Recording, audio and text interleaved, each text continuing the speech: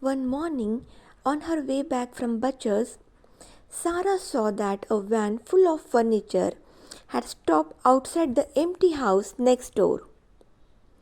Someone must be moving in, thought Sarah. Glancing at the pieces of furniture, she had a weird homesick feeling. They reminded her of the things they had in India. An English gentleman has moved in, Becky told her that night. He is coming from India and his name is Mr. Carrisford.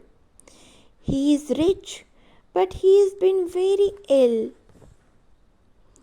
When Sarah next looked out of her window, she heard an odd little squeaky sound coming from the next door attic. Sarah looked over and saw an Indian manservant. Alaskar, she said to herself. He was holding a small chattering monkey. As the Lascar smiled at her, his hold on the monkey must have loosened. Suddenly, it broke free, ran across the slates, and jumped into Sarah's attic. Shall I try and catch him? Sarah called to the Lascar. No need, Mrs. Sahib, he answered. I, Ramdas, will come and get him. In no time, he had skipped across the rooftops and slipped through her skylight. Ramdas bowed to Sarah, then caught the monkey with ease. My master is very fond of this little one, he said, stroking the monkey. He thanked Sarah, bowed once more, and went back across the rooftop. He spoke to me as if I were a princess, not a servant girl, thought Sarah. My clothes might be in rags, but maybe I can still be a little princess inside. Meanwhile, in the house next door, Ramdas was telling his master about the little girl in the attic. Poor thing, said Mr. Carrisford. He looked up at his friend. Do you suppose, Phillips, he said slowly, that the child I am looking for is living like the little girl next door? No, said Mr. Phillips soothingly. I am sure the little girl you are looking for is the one in Paris, and she seems to be in good hands. I can't be sure, Mr. Carrisford replied. After all, her name is different. They pronounce it Carrio instead of Crew. But the circumstances are so similar, said Mr. Phillips. An English officer places his motherless little girl in a school, then dies suddenly after losing a fortune. You are sure the child was left in Paris? Mr. Phillips went on.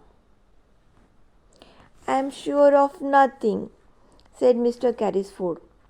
When I met Ralph Crewe in India, all we spoke of were the diamond mines. I must find his daughter. If she is penniless, it's my fault. Crewe died thinking I was a villain. If only I hadn't been sick, I could have told him we hadn't lost the money.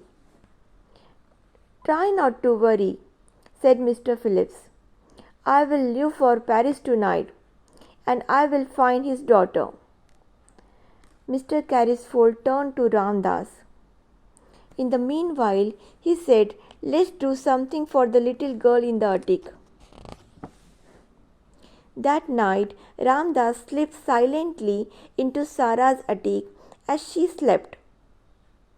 He padded noiselessly across the room, weaving his magic. Sarah stirred as her skylight clicked shut. How strange, she thought. My room is so warm, and I can actually feel blankets. I must be dreaming. I don't want to open my eyes, she thought, or this dream will fade. but it felt so real. She couldn't resist opening them, and the dream didn't melt away.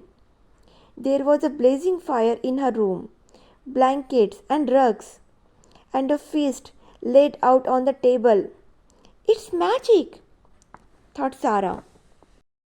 There was also a note to the little girl in the attic from a friend. When she saw it, Sarah burst into tears. Becky, Becky, Sarah whispered as loudly as she dared. Wake up! Come and see the magic!